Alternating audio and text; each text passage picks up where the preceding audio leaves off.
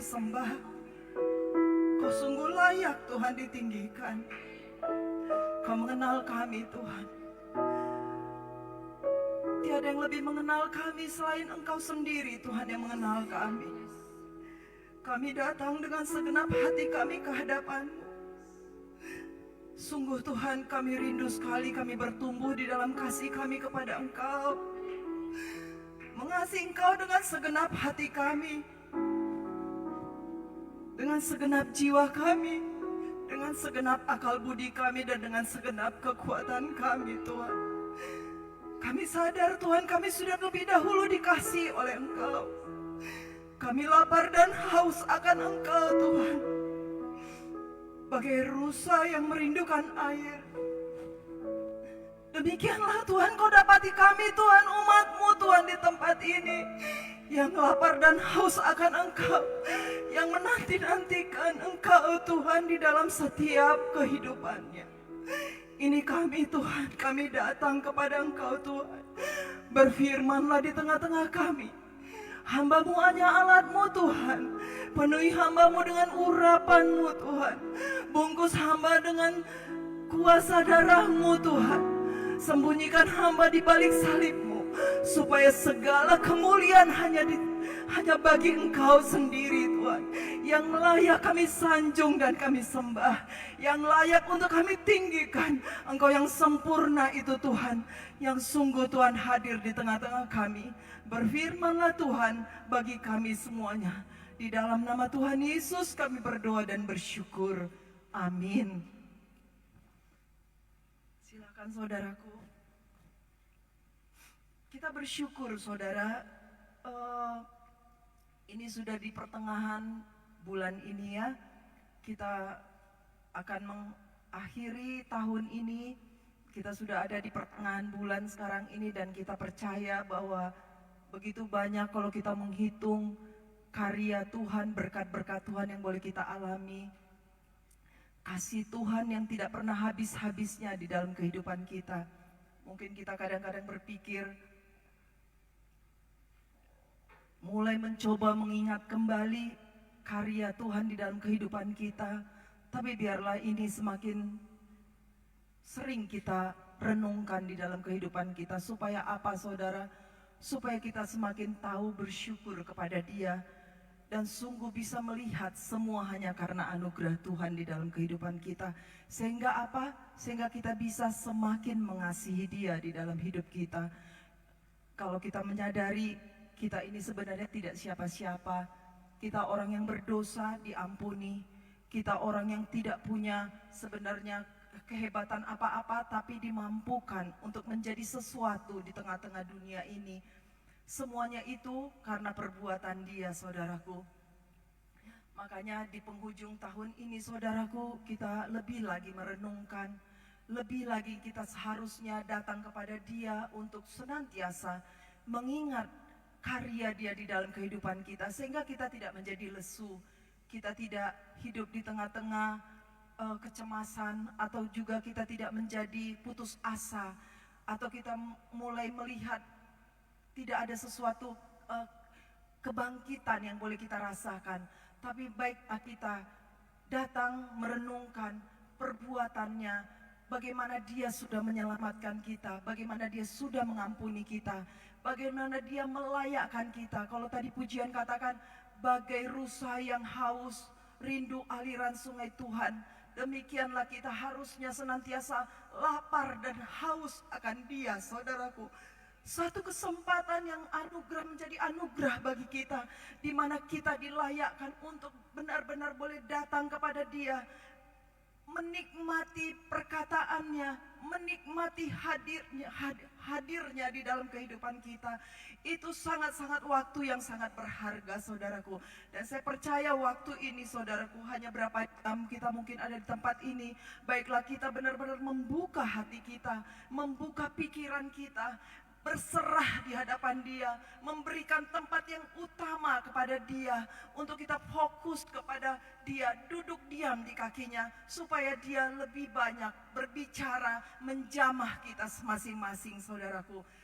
Sebelum itu, kita akan angkat Alkitab kita dan smartphone kita, kita memberikan pengakuan kepada Tuhan, di hadapan Tuhan pada hari ini, di tengah-tengah jemaat Tuhan. Menjadi pengakuan kudus untuk kita benar-benar mau merindukan perkataannya. 3, 2, 1. Ini Alkitabku, aku hidup seperti yang dikatakannya. Aku memiliki apa yang dikatakannya. Aku dapat melakukan apa yang dikatakannya. Pada hari ini aku akan diajar firman Tuhan. Firman yang luar biasa, firman yang berkuasa, firman yang dahsyat. Aku berani mengaku, hatiku siap dan pikiranku menerimanya, dan aku percaya aku tidak seperti yang dulu lagi, dalam nama Yesus. Amin, saudaraku.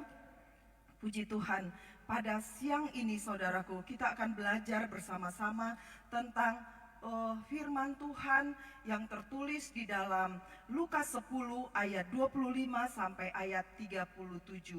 Mungkin kita sudah sering sekali mendengar ayat ini saudara ya, apalagi menjelang Natal ini menjadi topik Natal kita yang seolah-olah itu menjadi yang kita rindukan, yang kita nanti-nantikan. Dan ini menjadi satu rema di dalam panitia Natal juga, bagaimana merindukan perkara ini boleh terjadi di tengah-tengah kita, memandang bagaimana kita boleh mengasihi sesama kita seperti mengasihi diri kita sendiri.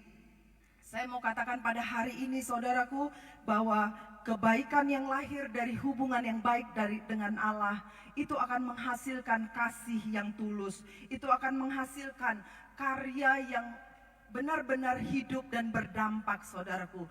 Jika kasih itu, jika kebaikan yang lahir dari hubungan kita dengan Allah, karena orang banyak coba berbuat baik, orang coba banyak melakukan kebaikan, tapi kalau itu bukan hasil dari hubungannya dengan Allah saudaraku, dia akan cepat capek, dia akan bosan. Bahkan seringkali bukan hal baik yang kita lakukan, tapi hal yang jahat yang keluar saudara. Bahkan seringkali kita mulai mengukur kebaikan dengan cara berpikir kita. Kita akan melakukan kebaikan kalau menurut kita, menurut pandangan kita itu baik gitu ya. Itu baik, bukan lagi timbul dari hubungan kita dengan Allah sehingga kita bisa melakukan kebaikan demi kebaikan.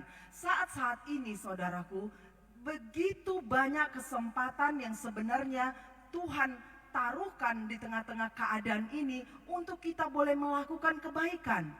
Tapi berapa banyak yang mau menanggapi hatinya Tuhan untuk itu? Mungkin kalau kita hitung di dalam bahkan di dalam gereja Tuhan pun itu bisa diukur saudaraku. Tapi hari ini kita akan belajar saudara. Kita akan sama-sama merenungkan bagaimana firman Tuhan dari Lukas 10 ini. Kita akan belajar bersama-sama bagaimana sesuatu kasih yang tulus itu lahir dari hubungan kita dengan Allah saudaraku. Dan yang bisa melakukan itu di dalam kita hanya Allah sendiri. Jadi kalau kita terpisah dari Allah, kita tidak akan mungkin sanggup dan selesai melakukan ini. Mari kita sama-sama baca saudara ayat Lukas 10 ini ayat 25. Kita akan baca sama-sama, cukup panjang ayatnya 25 sampai 37. Ada 10 ayat ya saudaraku, lebih ya, 12 ayat. Kita sama-sama baca. 3, 2, 1. Pada suatu kali berdirilah seorang ahli Taurat untuk mencoba Yesus, katanya, "Guru, apa yang harus kuperbuat untuk memperoleh hidup yang kekal?" Jawab Yesus, "Apa yang tertulis dalam hukum Taurat? Apa yang kau baca di sana?" Jawab orang itu, "Kasihilah Tuhan Allahmu dengan segenap hatimu, dan dengan segenap jiwamu, dan dengan segenap kekuatanmu, dan dengan segenap akal budimu. Dan kasihilah sesamamu manusia seperti dirimu sendiri." Tapi itu benar.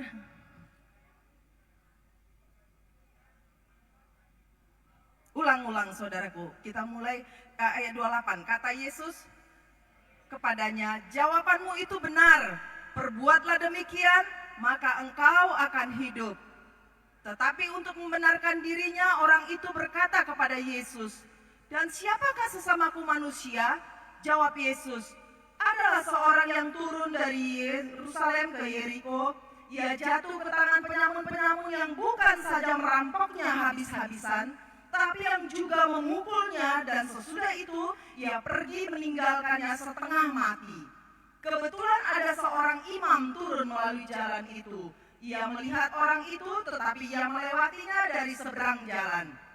Demikian juga seorang Lewi datang ke tempat itu. Ketika ia melihat orang itu, ia melewatinya dari seberang jalan. Lalu datang seorang Samaria yang sedang dalam perjalanan ke tempat itu. Dan ketika ia melihat orang itu, tergeraklah hatinya oleh belas kasihan.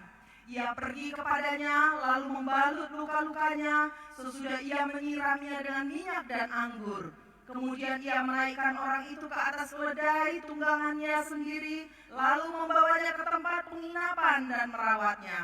Keesokan harinya ia menyerahkan 2 dinar kepada pemilik penginapan itu, katanya, "Rawatlah dia, dan jika kau belanjakan lebih dari ini, aku akan menggantinya waktu aku kembali." Siapakah di antara ketiga orang ini menurut pendapatmu adalah sesama manusia dari orang yang jatuh ke tangan penyamun itu? Jawab orang itu, "Orang yang telah menunjukkan belas kasihan kepadanya." Kata Yesus kepadanya, "Pergilah dan perbuatlah demikian." Saudara, ini satu kisah yang mungkin kita seringkali sudah tahu ya, ayat ini bagaimana seorang Samaria yang baik hati, yang bisa menolong orang yang sedang dalam keadaan setengah mati ya saudara ya. Kalau dikatakan di dalam Alkitab, dia sudah dalam keadaan sekarat ya. Tapi pada waktu ini benar-benar kita boleh melihat dari ayat 25, dia betul-betul datang kepada Yesus pada saat itu. Dia itu untuk mencoba Yesus. Jadi dia bertanya pada saat itu kepada Tuhan Yesus bukan karena niat hati yang tulus, tapi dia mau mencobai Yesus dengan pertanyaan itu. Dia bertanya pada saat itu yang dikatakannya, "Apa yang dapatku, Guru, apa yang harus kuperbuat untuk memperoleh hidup yang kekal itu?" Dia merasa bahwa dia sudah berbuat banyak hukum Taurat. Dia sudah melakukan kebaikan, dia merasa seperti itu. Dia sudah merasa melakukan hukum-hukum yang ada di dalam hukum Taurat. Sehingga ketika dia mau mencoba bertanya kepada Yesus, dia sebenarnya di dalam hati kecil dia berharap Yesus itu salah jawab gitu. Sehingga dia punya satu kesempatan untuk benar-benar mempersalahkan Yesus. Karena itulah konteksnya di dalam ayat ini. Tapi saudara, lihat, ini sama pertanyaan yang serupa yang pernah ditanyakan oleh seorang anak muda kepada Tuhan Yesus dalam Markus 10 ayat 17. Bagaimana dia datang kepada Tuhan Yesus dan bertanya, dia orang yang sangat kaya saudara, dan dia bertanya kepada Tuhan Yesus, "Apa yang harus kuperbuat?" Suatu kali dia berkata, "Apa yang harus kuperbuat untuk aku memperoleh hidup yang kekal?" Kemudian Tuhan Yesus berkata pada saat itu, "Lakukanlah hukum Taurat dan segala macam." Terus dia apa katanya? Dia katakan dia sudah melakukan semuanya itu. Dia sudah selesai melakukan itu. Tapi ketika Tuhan Yesus katakan lagi kepada dia sebenarnya cukup sempurna ya seperti itu ya. Kalau dia bisa melakukan, seorang yang bisa melakukan hukum Taurat sepenuhnya gitu. Mungkin kita aja di tempat ini belum tentu gitu ya, penuh kita bisa melakukan itu. Tapi dia memang seorang anak muda yang saleh, seorang anak muda yang melakukan, yang coba melakukan itu. Tapi dia kembali datang kepada Tuhan Yesus, dia mau bertanya, "Apa caranya hidup yang kekal supaya aku bisa memperoleh yang kekal itu?" Tapi Yesus menjawab satu perkataan. Apa dikatakannya? Coba kita buka Markus 10. Markus 10 bisa dibuka ayatnya saudara di ini. Markus 10 ayat 17. Silakan. Nah, pada waktu itu ada seorang anak muda berlari-lari mendapatkan dia dan bertelut, "Ya adalah guru yang baik, apa yang harus kuperbuat untuk memperoleh hidup yang kekal?" Sampai selanjutnya ayat terakhirnya coba saudaraku buka lagi. Dikatakan apa? Bahwa apa yang harus dilakukannya? Silakan. Bisa dilanjutkan? Next. Terus.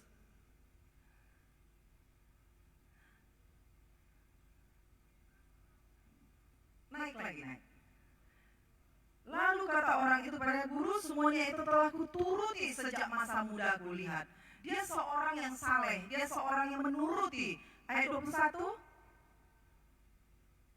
Tapi Yesus memandang dia dan menaruh kasih kepadanya, lalu berkata kepadanya, "Hanya satu lagi kekuranganmu. Pergilah, jualah apa yang kau miliki dan berikanlah itu kepada orang-orang miskin, maka engkau akan beroleh harta di surga.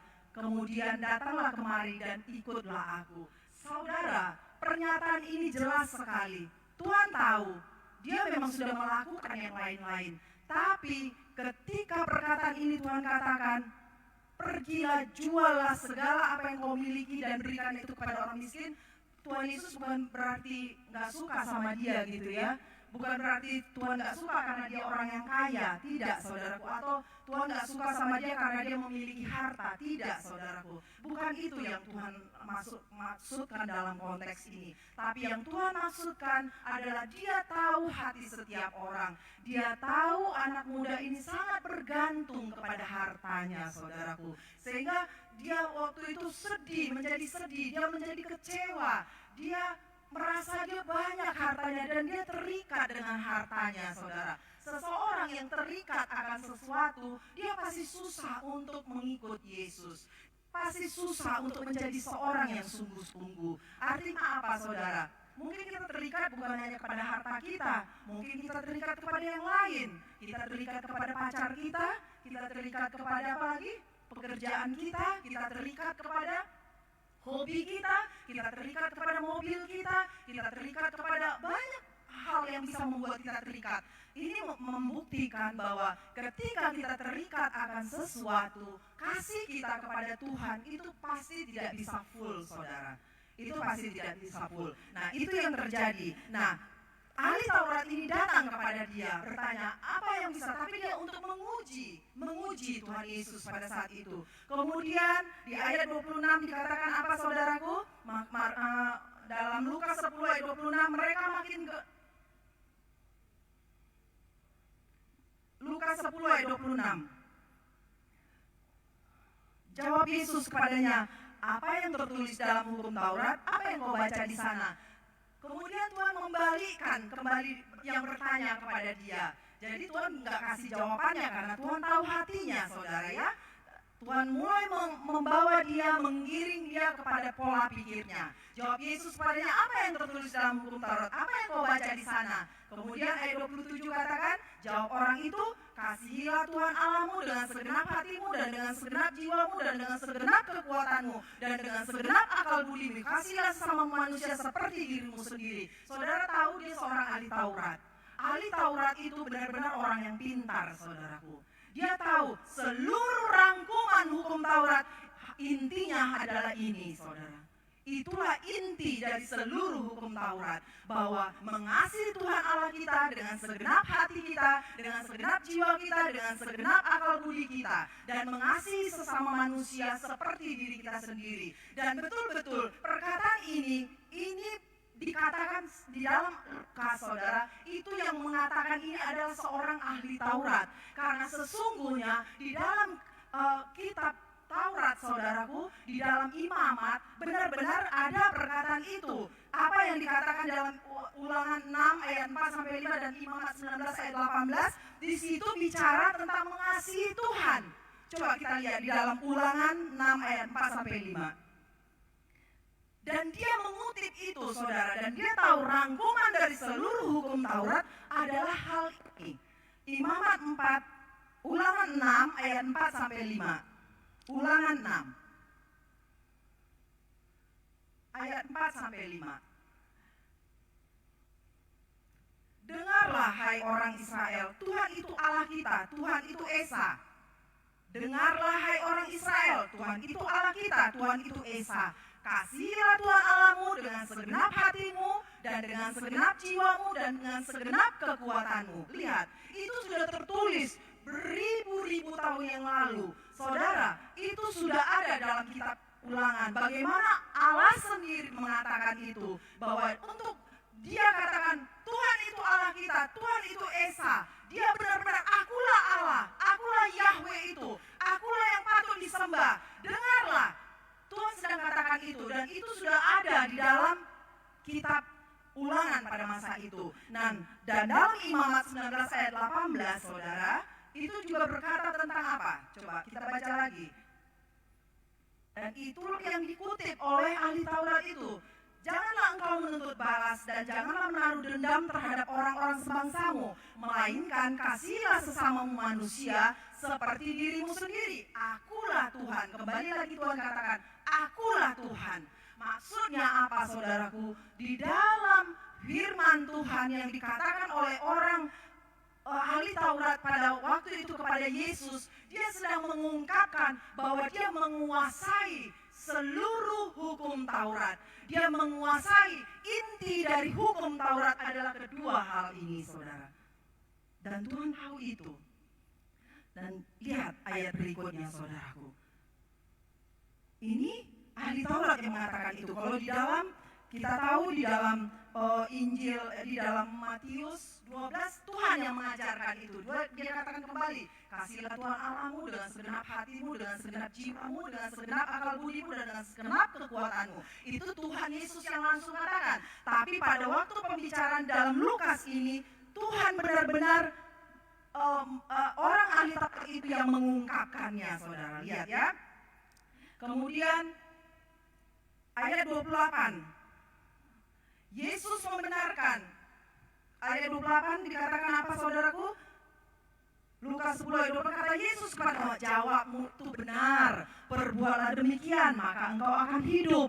Artinya apa, saudaraku? Jarang-jarang Tuhan Yesus membenarkan ahli Taurat ketika berkata-kata ya.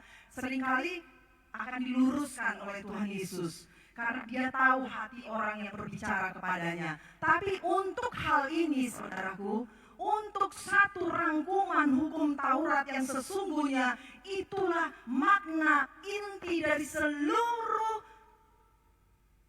hukum Taurat. Tuhan kembali menegaskan, betul, jawabanmu itu benar.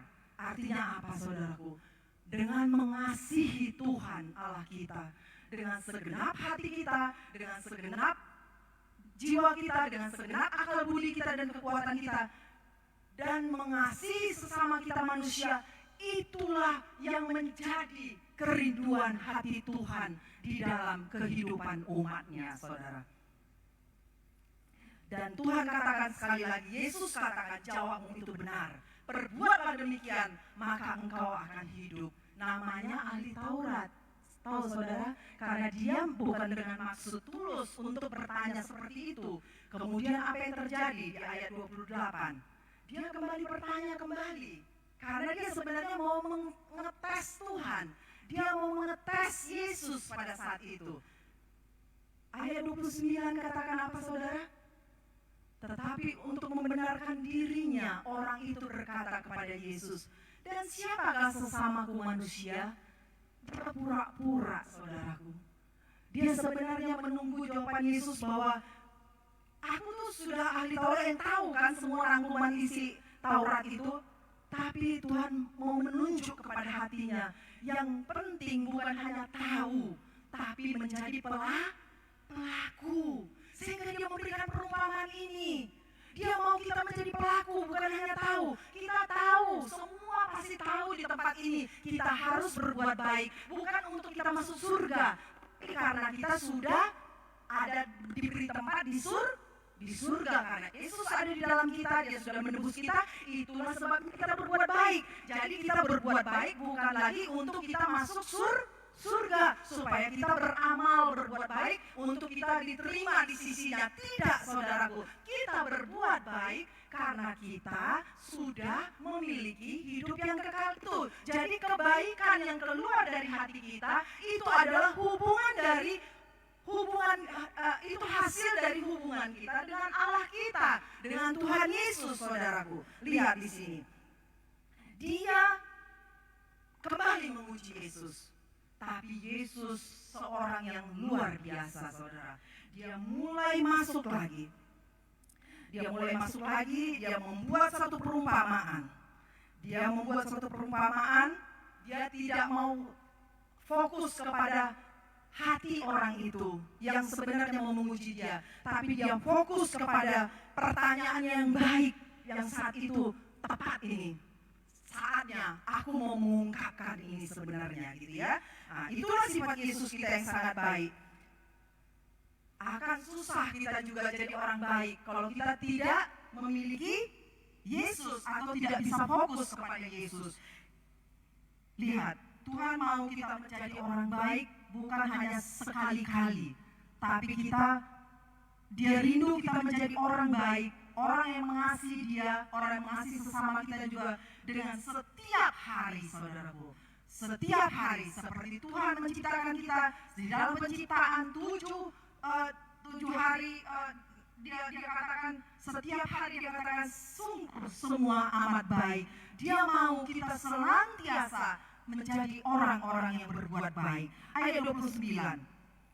Kemudian apa yang dilanjut? Ayat 29, dia membenarkan diri. Kemudian ayat 30, Yesus memberikan perumpamaan. Jawab Yesus, adalah seorang yang turun dari Yerusalem ke Yeriko. Ia jatuh ke tangan penyamun yang bukan saja merampoknya habis-habisan, tapi juga memukulnya, dan sesudah itu pergi meninggalkannya setengah mati. Kemudian Yesus mulai membuat satu perumpamaan ini, saudaraku. Seorang yang sedang turun dari Yerusalem. Kalau saudara tahu, kalau kita mulai masuk di dalam penjabaran ini, saudaraku, adalah seorang, dikatakan gitu. Berarti Tuhan mau benar-benar adalah seorang. Ada seseorang yang betul-betul dia mau ungkapkan, menjadi satu gambaran yang jelas bagi orang ahli Taurat itu pada saat itu. Yerusalem itu, saudara, dia ada di bukit. Yeriko itu ada di bawah. Jadi kalau saudara pernah ke Israel, kita akan, kalau sekarang naik bus ya saudaraku ya, untuk pergi ke Yeriko itu, saudara, itu menurun dan menukik sangat tajam. Karena Yerusalem itu ada di bukit dan Yeriko itu ada di bawah bukit, dan Yeriko itu dekat dengan Laut Mati. Dan saudara tahu Laut Mati itu adalah tempat terendah di seluruh dunia, saudaraku.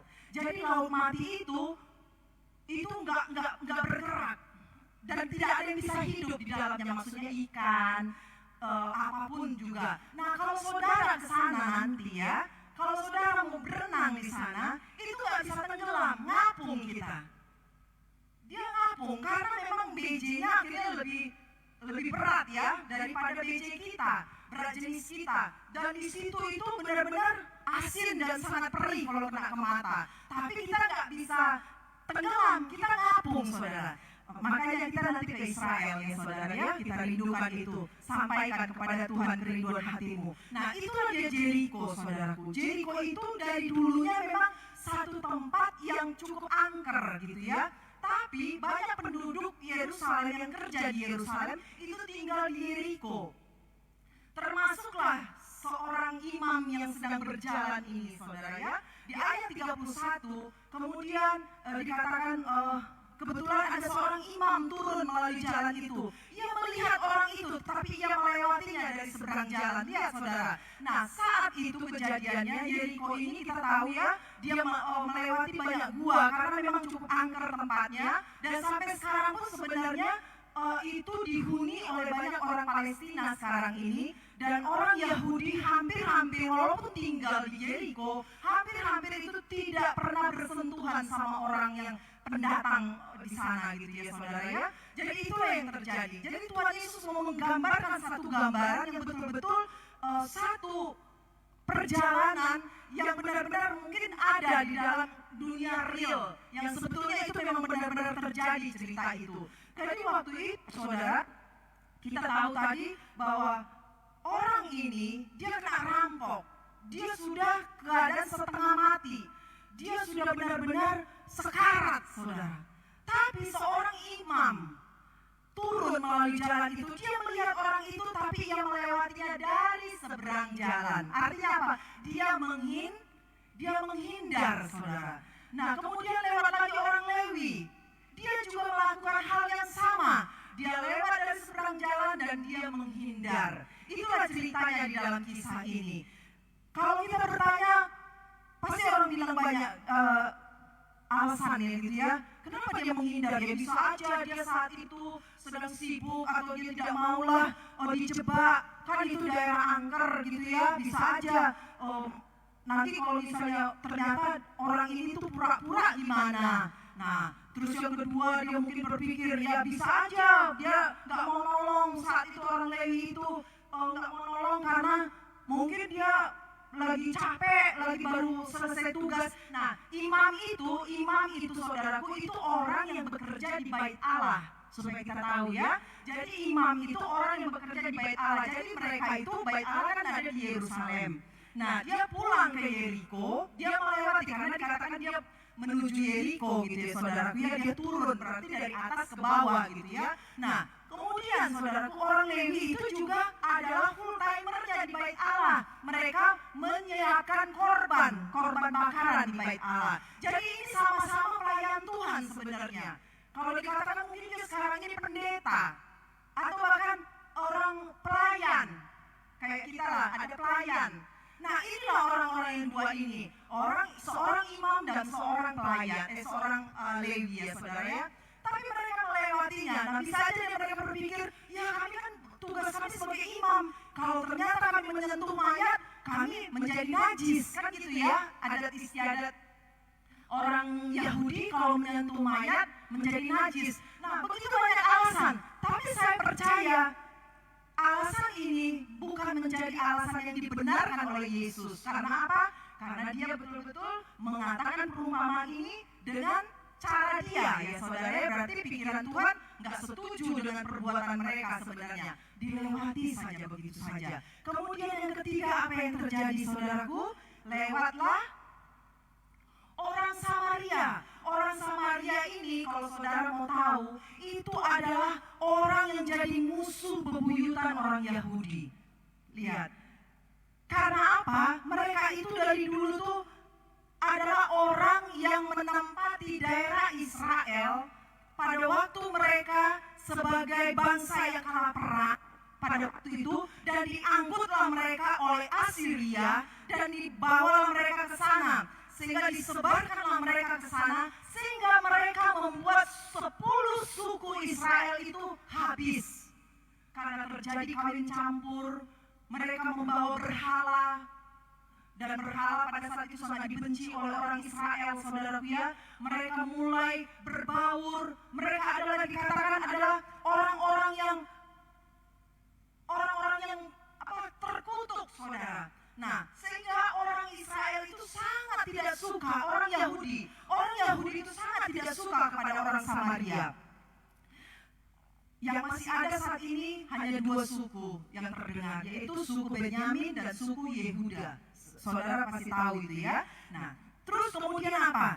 Kemudian orang Samaria ini adalah orang yang betul orang asing yang benar-benar menjadi kebencian bagi orang Yahudi pada masa itu. Dan sampai sekarang saudaraku, mereka sulit sekali untuk berbaur. Walaupun mereka satu daerah, tapi sering hampir mereka tidak mau bersentuhan. Hampir mereka tidak mau peduli dengan orang Samaria sampai saat ini. Dan itu masih terjadi saudara. Nah, tapi Yesus tahu pikirannya. Kemudian tapi Tuhan Yesus mengumpamakan orang Samaria yang datang pada saat itu. Kemudian dia melihat orang itu, apa yang dikatakan, tergeraklah hatinya oleh belas kasihan. Seringkali belas kasihan menjadi dasar di hati kita untuk melakukan sesuatu. Kalau kita sudah tidak pernah berbelas kasihan, jangan-jangan hati nuraninya sudah tumpul, saudaraku. Dan belas kasihan itu seringkali ditaruhkan oleh Tuhan kepada kita, saudara. Jadi jangan pernah menutup hati nuranimu ketika kau berbelas kasihan. Jangan kau tahan-tahan hatimu, saudaraku. Itu terjadi pada orang Samaria yang diumpamakan oleh Tuhan Yesus. Kemudian ayat 34 katakan saudaraku apa?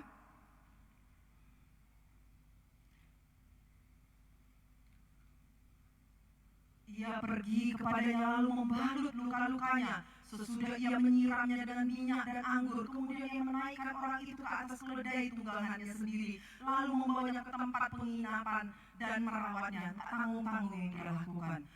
Orang Lewi, orang dan ahli Taurat itu tahu sebenarnya, kalau ada orang yang sekarat seperti itu, memang harus ditolong. Karena apa? Di dalam perjanjian lama pun, di dalam kitab firman Tuhan, di dalam firman Tuhan, dalam kitab Keluaran 23, lihat saudaraku. Coba buka, kita lihat ayat ini. Ulangan 22 ayat 1-4. Itu saja harus kita tolong gitu ya. 22 ayat 1-4. Apabila engkau melihat bahwa lembu atau domba saudaramu tersesat, janganlah engkau pura-pura tidak tahu. Haruslah engkau benar-benar mengembalikannya kepada saudaramu itu. Dan apabila saudaramu itu tidak tinggal dekat denganmu dan engkau tidak mengenalnya, maka engkau harus membawa hewan itu ke dalam rumahmu. Dan haruslah itu tinggal padamu sampai saudaramu itu datang dan mencarinya. Engkau harus mengembalikannya kepadanya. Demikianlah harus kau perbuat dengan keledainya. Demikian kau perbuat dengan pakaiannya. Demikianlah kau perbuat dengan setiap barang yang hilang dari saudaramu dan yang kau temui. Tidak boleh engkau pura-pura tidak tahu. Apabila engkau melihat keledai saudaramu atau lembunya rebah di jalan, janganlah engkau pura-pura tidak tahu. Engkau harus benar-benar menolong membangunkannya bersama-sama dengan saudaramu itu. Lihat kembali di ayat itu dikatakan di ayat Tuhan kembali ingatkan itu di dalam Keluaran, ya saudaraku. Keluaran 23 ayat 4-5. Itu kembali dikatakan, apabila kau melihat lembu musuhmu atau keledainya yang sesat, maka segeralah kau kembalikan binatang itu. Kau kembalikan binatang itu. Apabila engkau melihat rebah keledai musuhmu karena berat bebannya, maka janganlah engkau enggan menolongnya. Haruslah engkau rela menolong dia dengan membongkar muatan keledainya. Kepada lembu dan keledai saja itu sudah tertulis, saudaraku. Kita tidak boleh pura-pura tidak tahu, apalagi kepada manusia, apalagi kepada sesama kita. Begitu banyak zaman ini, banyak sekali orang pura-pura tidak tahu akan keadaan di sekitarnya, saudara. Karena apa? Karena dia lebih memandang, aku aja susah, aku aja kurang. Ya lebih baik pura-pura tidak tahu. Tapi ini satu sikap yang tidak disukai oleh Yesus, saudaraku. Sikap pura-pura tidak tahu. Karena kita sesungguhnya sudah ditaruhkan kemampuan untuk memiliki belas kasihan. Dan pasti ada yang bisa kita lakukan. Contohnya misalnya gini, di dalam perayaan Natal kita tahun ini, kita sudah dikumandangkan oleh panitia bahwa kita akan melakukan aksi sosial, kita akan melakukan bantuan, memberikan bantuan kepada orang-orang yang susah. Kita akan bergerak di sana, kita akan bergerak di sini. Masih adakah yang pura-pura tidak tahu, saudara? Pasti ada. Coba tanya diri kita masing-masing. Tiap minggu kita dengar pura-pura tidak tahu, pura-pura tidak dengar, pura-pura tidak memang tidak peduli, tidak pura-pura dia, tidak peduli. Tapi itu bukan hatinya Tuhan, saudaraku. Hatinya Tuhan, kita harus peduli, kita harus bereaksi, kita harus bertindak. Jangan kita berpikir aku saja kurang. Aku aja tidak dapat THR. Aku aja susah. Saudara, ada hal kecil sekalipun yang bisa kita lakukan. Tapi hati yang pura-pura tidak tahu ini, saudara, itu sangat tidak dikenan oleh Tuhan. Tapi Tuhan Yesus memuji orang Samaria itu. Apa yang dia lakukan, dia berkorban loh, saudaraku, banyak kali pengorbanannya. Kembali kita ke ayat yang tadi, saudara. Apa saja dikatakan bahwa dia melakukan apa? Kembalikan Lukas 10. Silakan buka Lukas 10 kembali, saudaraku.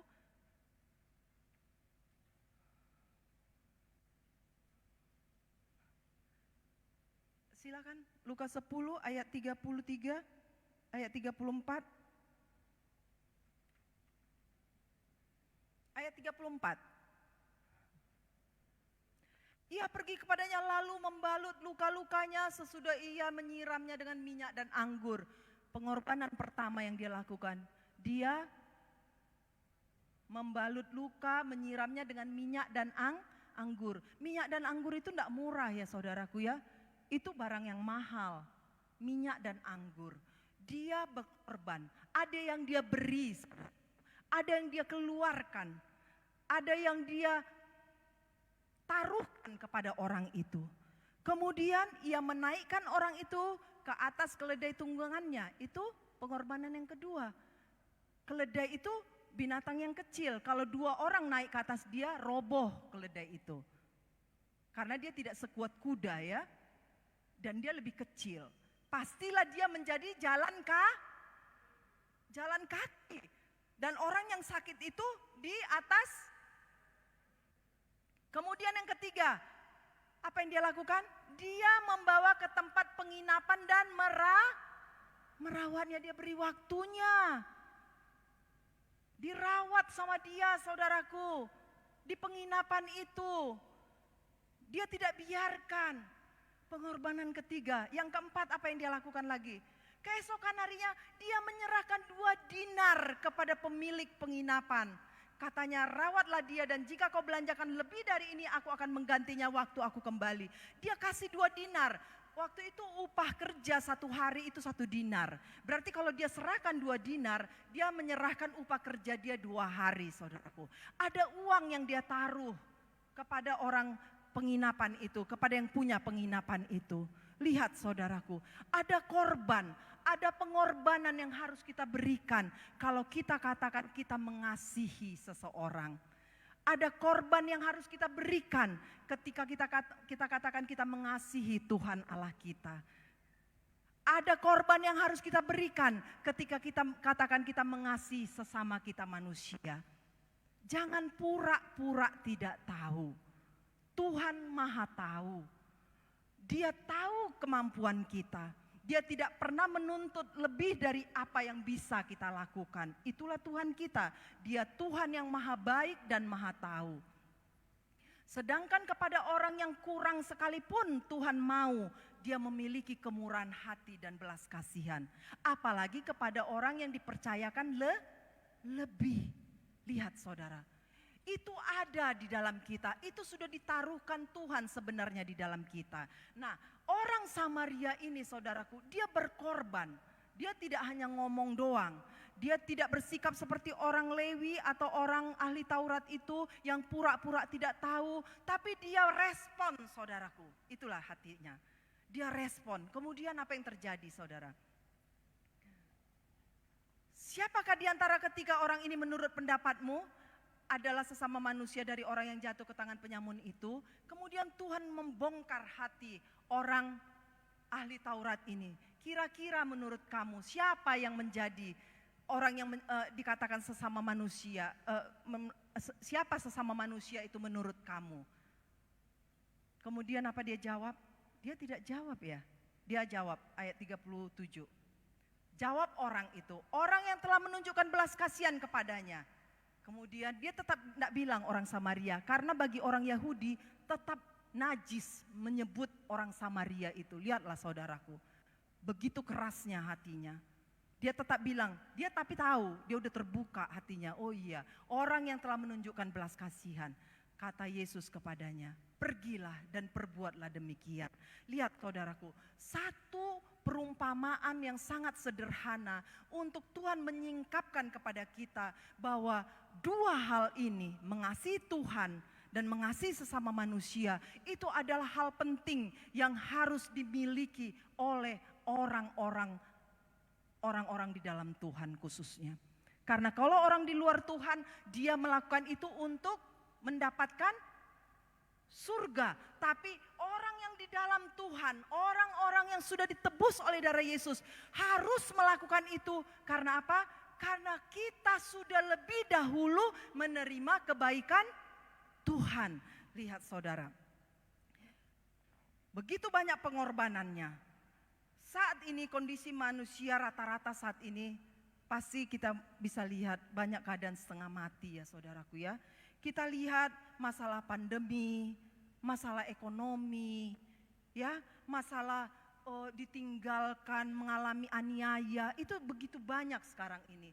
Bagaimana orang juga mengalami KDRT, mengalami tekanan di dalam kehidupannya. Banyak sekali orang sebenarnya dalam kondisi yang setengah mati. Karena itu Tuhan mau sampaikan kepada kita. Kita harus bangkit menjadi orang-orang yang berbuat baik, berbuat kebaikan, berbuat sesuatu di tengah-tengah dunia ini. Dunia ini sekarang ini membutuhkan kita saudaraku, yang rela memberikan hidupnya, memberikan hatinya, memiliki belas kasihan kepada banyak orang yang saat ini sebenarnya hidup dalam keadaan setengah mati saudaraku. Karena perumpamaan ini adalah realita hidup hari-hari ini. Setuju saudara dan saya? Kita melihat kondisi ini. Karena itu lakukan sesuatu. Jangan tahan-tahan apa yang bisa kita berikan. Jangan tahan-tahan saudaraku, jangan pura-pura tidak tahu. Ketika dalam momen Natal ini sekalipun kita akan melakukan sesuatu yang mulia. Jangan pura-pura tidak tahu, bergegas untuk melakukannya. Lakukan karena engkau memiliki belas kasihan kepada orang miskin. Karena engkau memiliki kasih kepada Allah. Karena engkau mengasihi sesamamu manusia.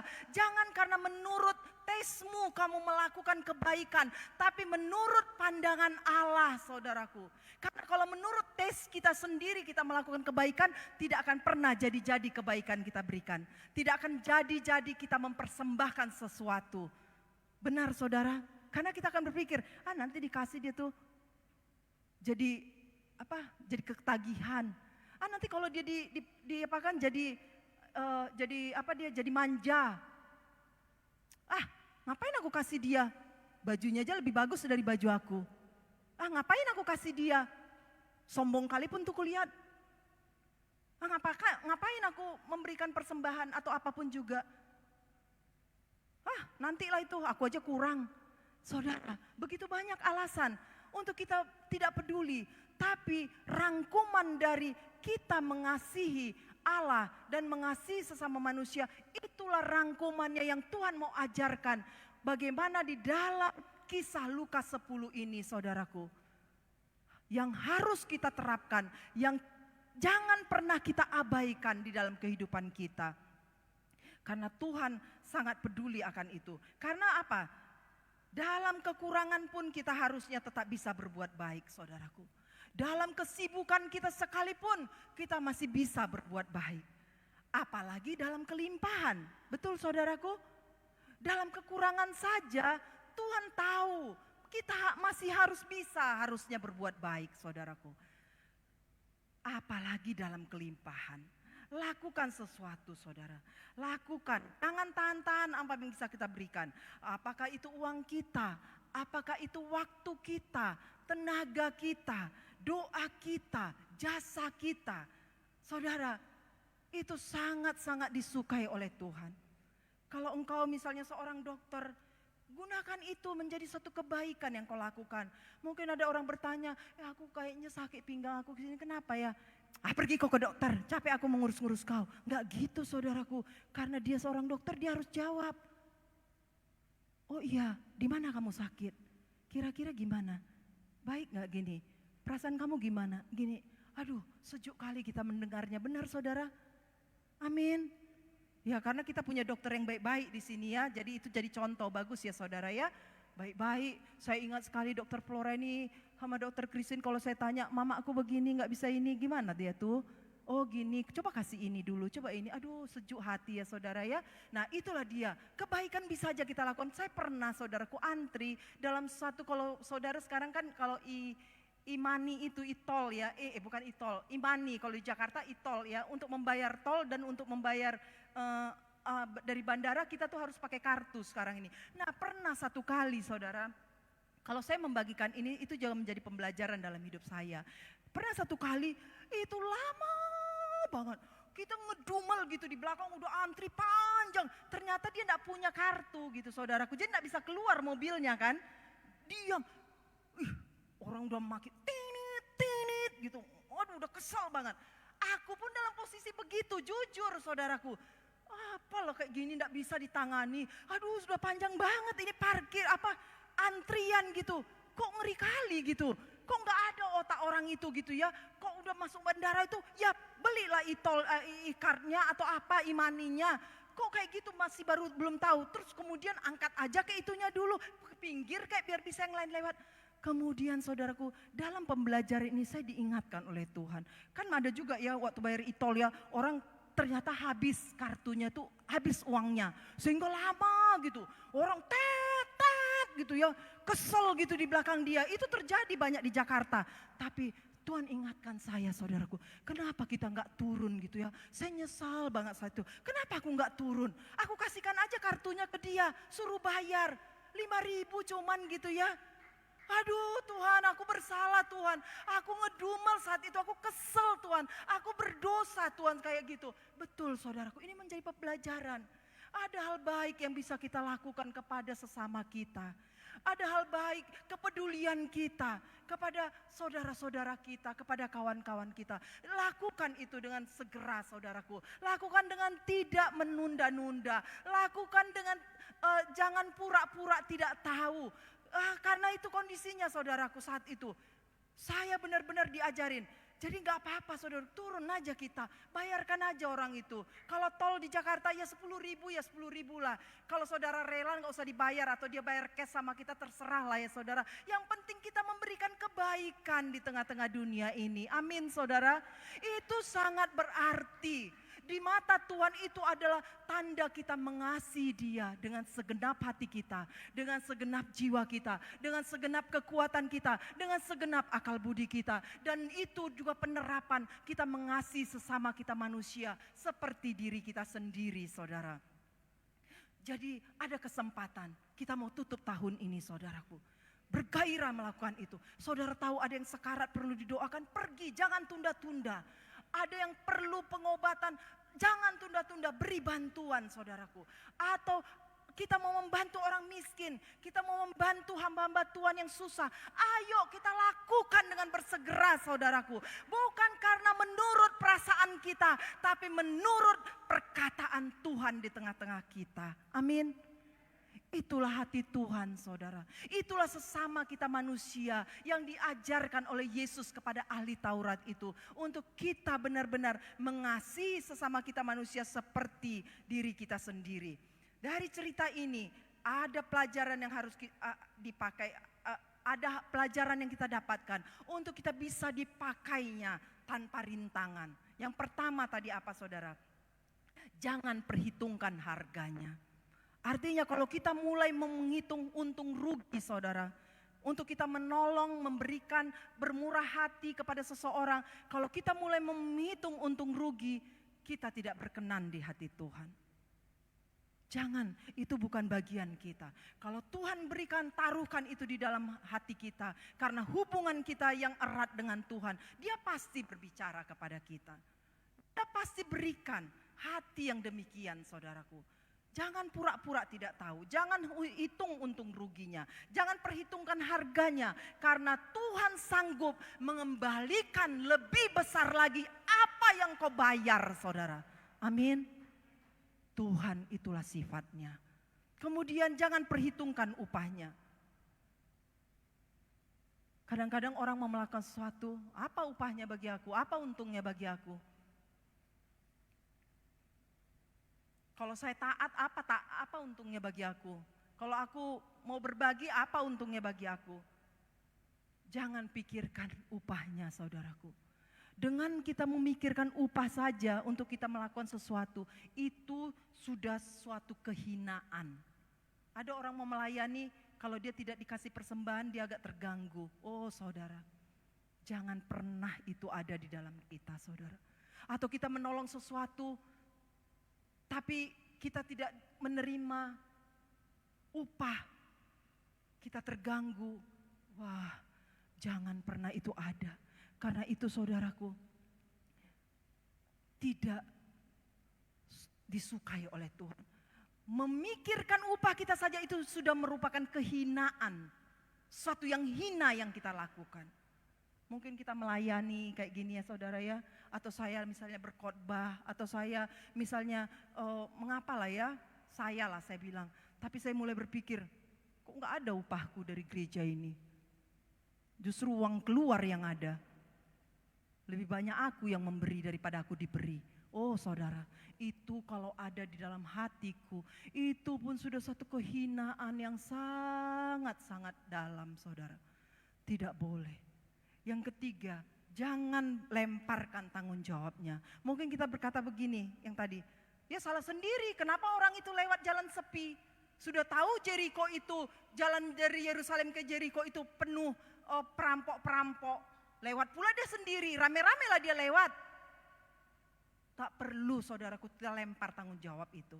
Atau kita katakan, ya salah sendiri dia, kenapa dia susah? Kenapa dia gak punya uang? Salah sendirilah dia, tahanlah dia sendiri. Ngapain pula aku yang mikirin itu? Tidak saudaraku. Kalau itu ada di dalam mata kita, di dalam pengetahuan kita, di sekitar kita, jangan pura-pura tidak tahu. Jangan lemparkan tanggung jawab kepada orang itu atau kepada yang lain. Tapi pandanglah ketika engkau melakukan itu, kau sedang mengasihi Tuhan Allahmu. Kau sedang mengasihi sesamamu manusia, di mana kedua hukum ini terangkum semua inti dari hukum Taurat. Mengasihi Tuhan dengan segenap hatimu, mengasihi sesama manusia seperti dirimu sendiri. Itu adalah satu perbuatan yang sangat-sangat menyukakan hati Tuhan. Saudara, Tuhan Yesus itu punya standar kasih yang beda dengan manusia. Ukuran kasih yang dia miliki itu tidak sama dengan kita. Karena itu kita harus punya hubungan pribadi dengan dia. Kita akan mengasihi seseorang kalau kita lihat orang itu kadang-kadang sudah tidak punya apa-apa lagi. Benar gak saudara? Sudah memang benar-benarlah hancur. Nah, mungkin bolehlah kita bilang iyalah.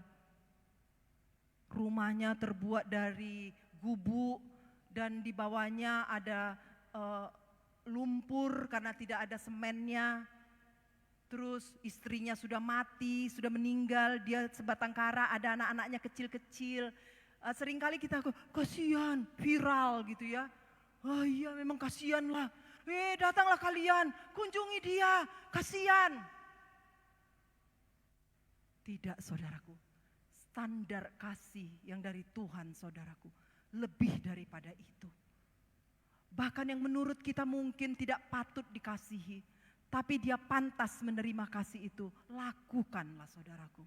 Amin. Lakukan, jangan pura-pura tidak tahu. Lakukan itu seperti untuk Tuhan. Karena dari Tuhanlah kau akan menerima upahmu sesungguhnya. Karena standar kasih kita beda dengan Tuhan. Tuhan tidak peduli saudaraku akan masa lalumu, akan sejarahmu, akan keadaanmu sekalipun. Mungkin kau katakan, aku miskin Tuhan, aku susah Tuhan, aku begini. Saudara, yang Tuhan mau, yang penting bagi Tuhan engkau sekarang. Apakah kau sudah mengenal Tuhan, menerima Dia di dalam hidupmu sebagai Tuhan dan Juru Selamatmu? Kalau itu sudah kau miliki, kau akan mampu melakukan hal kecil sekalipun di dalam kehidupanmu. Sehingga kita tidak menjadi mental pengemis saudaraku. Tidak memiliki mental orang miskin. Kita memiliki mental kekayaan Kristus. Tapi sekalipun itu kalau kita kekurangan, Tuhan juga mau supaya kita juga betul-betul berserah kepada Dia. Dan Tuhan akan menaruhkan kepada saudara-saudara kita di sekitar kita juga hati yang rela berbagi saudara. Jangan tahan-tahan itu. Itu dia Tuhan itu seorang, Tuhan tuh perlu seorang yang mau menjadi saluran berkat-Nya. Ketika kau mulai dari hal yang kecil, Tuhan akan menambahkan lagi hal yang lebih besar. Tuhan akan membuka saluran berkat-Nya. Itulah Tuhan. Kalau engkau memberikan pada saat Natal ini ketika kita melakukan aksi sosial, kau memberikan dari apa yang ada padamu saudara. Dengan ketulusan hati karena kau mengasihi Tuhan dan mengasihi sesamamu manusia. Percayalah, mungkin ini sebenarnya bisa beli baju baru aku, tapi mungkin aku jadi gak beli baju baru lah di Natal ini. Tapi masih ada kok baju lama, gak apa-apa lah itu aku pakai dulu. Kau persembahkan itu pun, Tuhan pasti tidak akan pernah membiarkan engkau kekurangan saudara. Pasti itu. Jangan pikir nanti tunggu dulu lah. Untuk kami, beli ini dulu, beli ini kami. Apalagi orang yang sudah lama nabung, sering ada nggak yang gitu? Dia udah lama nabung sedikit demi sedikit untuk misalnya beli TV di rumah gitu ya. Tiba-tiba ada sesuatu Tuhan tunjukkan sama dia untuk bermurah hati. memberikan apa yang ada padamu. Oh, susah kali pasti orang demikian. Susah kali itu. Udah lama kali aku nabung beli TV. Ku suruh Tuhan pula kasih lagi untuk Natal. Wah, enggak bisa itu, enggak cocok itu. Apa yang enggak dibilang Bu Elisa itu? Karena dia punya TV besarnya dia, makanya dia bisa bilang gitu. Di rumahnya ada TV di kamarnya, tentulah. Tapi saudara, saya mau katakan pada hari ini, saya tidak basa-basi saudaraku untuk berkata, Tuhan suka kemurahan hati kita. Sekalipun itu sudah kau tabung-tabung saudaraku, untuk sesuatu kepentinganmu, kepentingan keluargamu. Tapi kalau ketika kau terbuka hatimu, melihat, mengasihi Tuhan dengan seantero kehebatannya, kebaikannya, kau mengasihi sesama manusia yang membutuhkan, kau akan mudah memberikan itu saudaraku. Kau akan dengan sukacita menaruhkan itu. Dan percayalah, tidak sampai tahun depan Tuhan akan melimpahkan kebaikannya. Amin saudaraku. Karena itu mari saudara, Tuhan perlu seseorang, saya katakan tadi, yang mau dia pakai untuk menjadi saluran berkatnya. Tuhan cari hati yang terbuka, yang hatinya terpanggil untuk memiliki belas kasihan, yang memiliki hati untuk meringankan beban sesamanya, yang memiliki hati untuk rela melakukan kebaikan, yang mau berkata, Tuhan ini aku Tuhan, pakai aku untuk kau pakai, memberikan kenyamanan kepada yang lain, membawa berkat-berkatmu kepada yang lain. Seringkali orang hanya berkata, ketika ada orang yang susah, kita yang berkata, ku berkatilah kau ya, ku berkatilah kau. Tuhan memberkati engkau, Tuhan memberkati engkau. Tidak saudaraku, kalau engkau berkata, aku memberkati engkau, itu tandanya kau memberikan sesuatu kepada dia.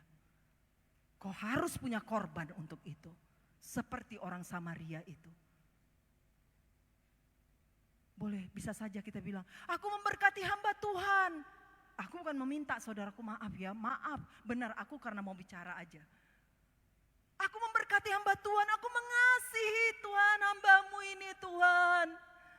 Aku memberkati dia di dalam nama Yesus. Tapi kau tidak pernah memberi Rp1 pun atau membawa 1 roti pun kepada dia. Itu tidak memberkati namanya. Amin saudara. Amin. Benar saudaraku. Jadi bukan kita katakan aku berdoa bagi dia itu bagus ya. Itu benar. Tapi kalau katakan aku memberkati Pak Rudol. Aku memberkati Pak Rudol yang menjadi gembala wilayah di daerah Tenayan Raya. Aku berkati dia. Oh, tapi saudara tidak pernah memberikan 10.000 pun sama dia. Atau memberikan semangkok bakso pun sama dia. Itu tidak memberkati namanya. Ngerti ya saudara? Karena itu kalau kita katakan, aku mau memberkati orang-orang miskin Tuhan di tahun ini. Aku mau memberkati orang-orang miskin di tahun ini. Bawa persembahanmu saudaraku. Bawa mungkin baju yang bisa kau bawa, bawa baju. Mungkin sepatu, bawa sepatu. Mungkin uangmu yang bisa kau kasih, bawa uangmu saudara. Karena itu tandanya kita mengasihi sesama kita manusia. Amin saudara. Mari kita datang pada Tuhan. Kita bersyukur kepada Tuhan. Kalau Tuhan sampai hari ini masih memberikan nafas kehidupan kepada kita, kemampuan untuk kita berbuat kebaikan, lakukan itu saudaraku. Ada satu kesempatan di momen Natal ini, lakukan. Berapapun yang ada padamu, jangan pernah kau merasa aku kurang, aku miskin, aku pun masih banyak kebutuhan. Aku sudah menabung sebenarnya, tapi itu bukan untuk itu. Saudara, pada hari ini dengarlah firman Tuhan. Siapakah sesamamu manusia? Yaitu orang yang melakukan kebaikan kepada orang-orang yang membutuhkan. Kalau saudaramu di sini ada yang membutuhkan doamu, membutuhkan uluran tanganmu, membutuhkan kasihmu, berikan itu. Mungkin ada yang membutuhkan uangmu, berikan itu. Masalah dia memanfaatkan kita itu urusan dengan Tuhan. Tapi pasti kalau kita memiliki hubungan pribadi dengan Tuhan, Tuhan akan menyatakan itu di dalam batin kita. Kita juga tidak asal-asal memberi dengan tidak jelas, saudaraku. Karena alasannya Roh Kudus pasti menaruhkan itu di dalam batin kita. Tapi jangan pura-pura tidak tahu. Kita udah tahu dia memang susah. Dia kondisinya memang sangat-sangat prihatin sekarang ini. Kita sudah dengar. Kita melihat keadaan itu. Kita tahu, kita dengar. Tapi kita pura-pura tidak tahu. Itu tidaklah hati Tuhan, saudaraku. Itu tidak hati Tuhan. Lakukan kebaikan. Itu sifat Tuhan Yesus. Itu sifat Dia. Dia mengenal kita. Dia mengenal kita luar dalam, saudaraku. Dia mengenal pribadi kita. Dia mengenal keadaan kita. Dia mengenal ekonomi kita. Dia mengenal tabungan kita. Dia mengenal kemampuan kita. Dia mengenal seantero hidup kita. Mari engkau datang pada Tuhan. Renungkan dan selidikilah hatimu di hadapan Tuhan. Karena Dia rindu memakai kita menjadi saluran berkat. Dia mencari hati yang terbuka sekarang ini. Dia mencari hati yang terpanggil untuk memiliki belas kasihan kepada banyak orang. Dia mencari hati yang mau rela meringankan beban sesamanya. Dia mencari hati yang rela memberikan kebaikan yang keluar dari hatinya. Dia mau mendengar anak-anaknya berkata, Tuhan ini aku, pakailah aku Tuhan. Itu sangat Dia nantikan, saudaraku. Ketika engkau berkata, Tuhan ini aku, pakailah aku. Tidak banyak yang kupunya mungkin Tuhan, tapi pakai aku menjadi saluran berkat. Pakai aku untuk memiliki kemurahan hati kepada banyak orang. Untuk memberkati orang-orang. Bukan hanya perkataanku saja aku katakan aku berkati.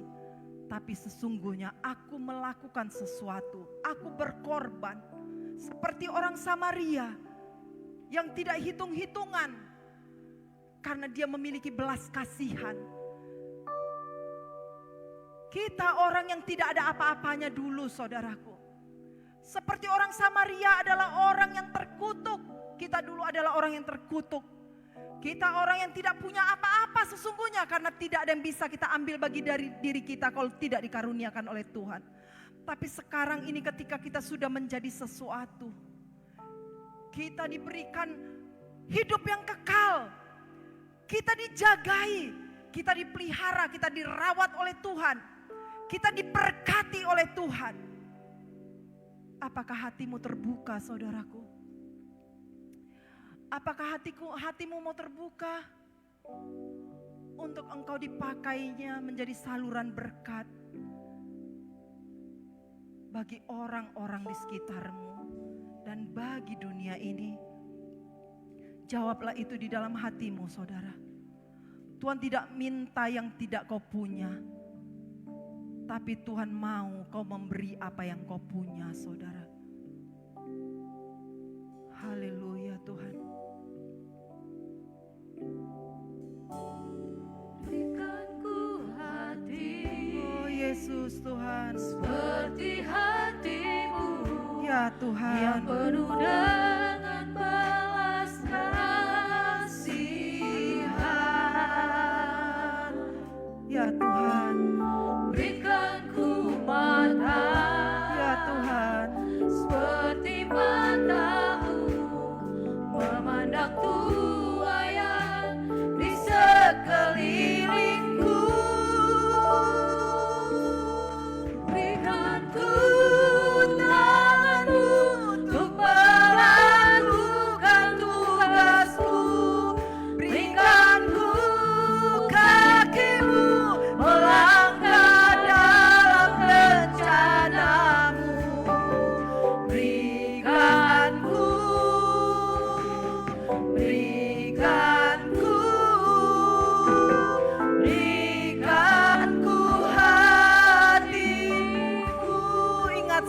kita dulu bukan siapa-siapa saudara, tapi kita dikasih oleh Tuhan, diampuni oleh Tuhan, ditebus oleh darahnya, diselamatkannya kita, diberikan hari depan yang penuh harapan bagi kita, dipeliharanya hidup kita, dimakmurkannya kita dengan caranya. Itulah Tuhan kita yang baik, karena itu layaklah Dia kita kasih dengan segenap hati kita, dengan segenap jiwa kita, dengan segenap kekuatan kita dan akal budi kita. Dan patutlah kita mengasihi sesama kita manusia sebagaimana kita mengasihi diri kita sendiri.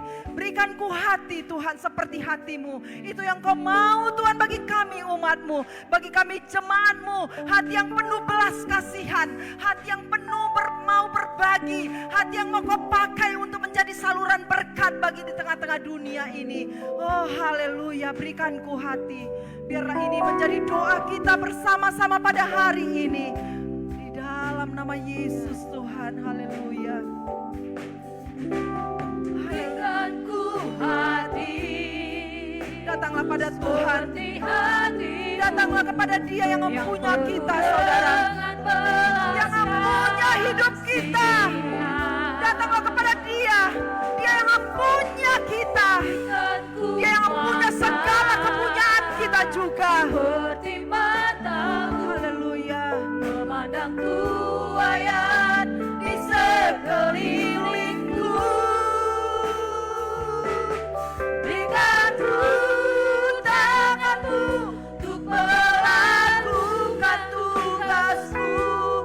Berikan ku hatimu melangkah dalam rencanamu. Berikan ku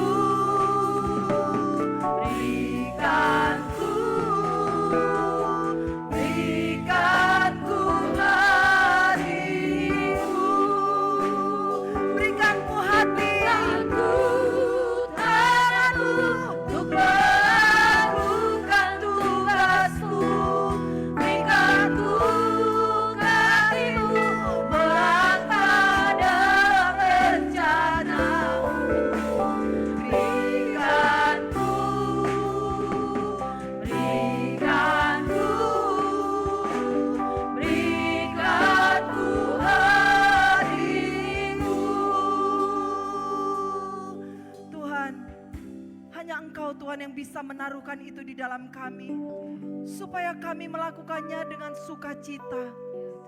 Karena kalau itu hanya berasal dari diri kami sendiri Tuhan, tanpa keterlibatan Engkau, kami akan gagal melakukannya. Karena kami akan lebih fokus kepada diri kami Tuhan, daripada kepada saudara-saudara kami atau sesama kami. Karena itu Roh Kudus, tolonglah kami Roh Kudus. Berikan hati-Mu kepada kami. Berikan kepada kami hati seperti hati-Mu Tuhan, yang penuh dengan belas kasihan, supaya standar kasih kami juga Tuhan sama seperti yang Kau miliki Tuhan. Berikan kami hati-Mu Tuhan, berikan penuhi kami dengan pikiran-Mu, penuhi hidup kami Tuhan dengan perasaan-Mu Tuhan, supaya kami berjalan benar Tuhan di depan ini, dan kami memperoleh upah yang daripada Engkau sendiri. Karena hanya daripada-Mu lah Tuhan kami menantikan upah itu. Kami tidak menantikan upah dari manusia, tapi kami merindu menantikan upah hanya dari Tuhan kami, Allah kami yang hidup, Allah kami yang sudah menebus kami, yang sempurna pekerjaannya di dalam kami. Haleluya, haleluya. Berikan ku hati seperti hati-Mu Tuhan.